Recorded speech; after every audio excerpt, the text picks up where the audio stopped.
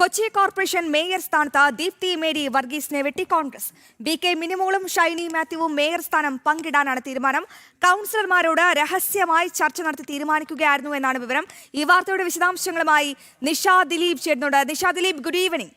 നമ്മൾ കൊച്ചിയിൽ ആദ്യം മുതൽ ഉയർന്നു വന്നൊരു പേര് ദീപ്തി മേരി വർഗീസ് മേയർ ആകുമെന്ന് തന്നെയാണ് കോൺഗ്രസ് വൃത്തങ്ങളൊക്കെ ആദ്യം മുതൽ സൂചിപ്പിച്ച കാര്യം. എന്നാൽ വളരെ പെട്ടെന്ന് നാടകീയ സംഭവങ്ങൾക്കൊടുവിൽ, രഹസ്യ ചർച്ചകൾക്കൊടുവിൽ ഇപ്പോൾ ദീപ്തി മേരി വർഗീസിനെ തഴയുന്നു, വെട്ടുന്നു. എന്താണ് കാരണം?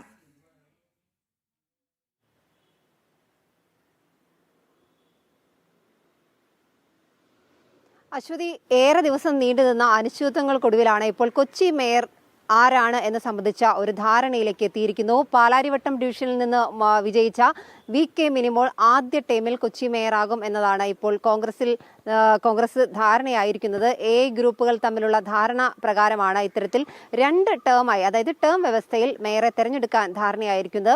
ഇതിൽ ആദ്യ ടേമിൽ പാലാരിവട്ടം ഡിവിഷനിൽ നിന്ന് വിജയിച്ച മിനിമോൾ വി.കെ. മേയറാകും. രണ്ടാമത്തെ ടേമിൽ ഫോർട്ട് കൊച്ചിയിൽ നിന്ന് വിജയിച്ച ഷൈനി മാത്യുവിന്റെ പേരാണ് ഇപ്പോൾ മുന്നോട്ട് വെച്ചിരിക്കുന്നത്. എന്തായാലും നമ്മൾ ആദ്യം തന്നെ ഈ കേട്ട പേര്, അതായത് കൊച്ചി മേയർ സ്ഥാനത്തേക്ക് ആര് എന്ന ചോദ്യം ഉയർന്നപ്പോൾ ആദ്യം കേട്ട പേര് Deepthi Mary Varghese, KPCC general secretary Deepthi Mary വർഗീസിൻ്റെതായിരുന്നു. ദീപ്തി മേരി വർഗീസിന് തന്നെയായിരുന്നു മുൻഗണന ഉണ്ടായിരുന്നത്. സംഘടനാ തലത്തിൽ ഏറ്റവും കൂടുതൽ പ്രവർത്തിച്ച ആളെന്നുള്ള രീതിയിലും KPCC ജനറൽ സെക്രട്ടറി എന്നുള്ള രീതിയിലും ദീപ്തി മേരി വർഗീസിന്റെ പേരാണ് കൊച്ചി മേയർ സ്ഥാനത്തേക്ക് ഉയർന്നു കേട്ടത്. പക്ഷേ പിന്നീട് ദീപ്തിക്കെതിരായി ഒരുപാട് ഘടകങ്ങളുണ്ടായി. ഇതിൽ ഏറ്റവും പ്രധാനപ്പെട്ടത് ലത്തീൻ സഭയുടെ ഒരു മേയർ ആരാവണമെന്ന പരസ്യ ഒരു ആവശ്യവുമായി ലത്തീൻ സഭ മുന്നോട്ട് വന്നതാണ്. ലത്തീൻ സഭ മുന്നോട്ട് വന്നത് ദീപ്തിക്ക് വലിയ തിരിച്ചടിയായിട്ടുണ്ട്. എന്തായാലും ലത്തീൻ സഭയുടെ പരസ്യ പിന്തുണ കൂടി വി.കെ. മിനിമോൾക്ക് ലഭിച്ചിട്ടുണ്ട്.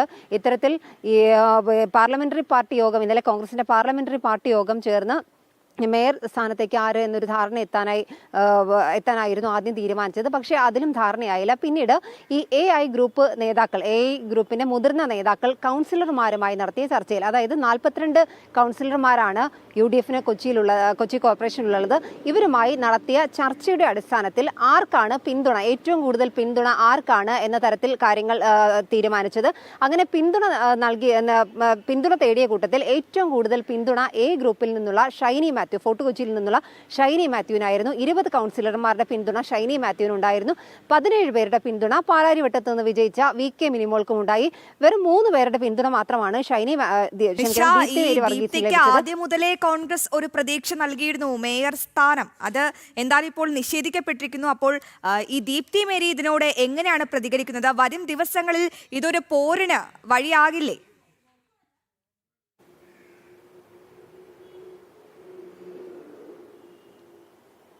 അശ്വതി, തീർച്ചയായും ഈ AI ഗ്രൂപ്പ് നേതാക്കൾ തമ്മിൽ നടത്തിയ ഒരു ധാരണ പ്രകാരമാണ് ഇത്തരത്തിൽ ഈ ദീപ്തി മേരി വർഗീസിന്റെ പേര് വെട്ടാൻ തന്നെ കാരണമെന്നാണ് ഇപ്പോൾ ലഭിക്കുന്ന സൂചനകൾ. എന്തായാലും ഈ രണ്ട് പേരുകൾ, അതായത് ദീപ്തി മേരിയുടെ പേര് ഈ മേയർ സ്ഥാനത്തു നിന്നും വെട്ടിമാറ്റപ്പെട്ടിരിക്കുന്നു. ഈ ലത്തീൻ സഭ കഴിഞ്ഞ ദിവസം അവരുടെ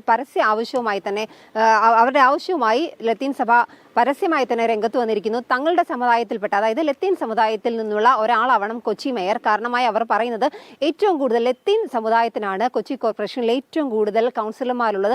അതുകൊണ്ട് ലത്തീൻ സമുദായ അംഗമായ ഒരാളാവണം മേയർ സ്ഥാനത്തേക്ക് വരേണ്ടതെന്ന ഒരു പരസ്യ ആവശ്യവുമായിട്ടാണ് കഴിഞ്ഞ ദിവസം ലത്തീൻ സഭ രംഗത്ത് വന്നത്. ഇതൊക്കെ തന്നെ ദീപ്തിക്ക് ഒരു തരത്തിൽ തിരിച്ചടിയായിട്ടുണ്ട്. അശ്വതി ചോദിച്ചതുപോലെ തന്നെ ആദ്യം തന്നെ ഈ ദീപ്തി മേരി വർഗീസിന് വലിയ പ്രതീക്ഷയാണ് കോൺഗ്രസ് നൽകിയിരുന്നത്.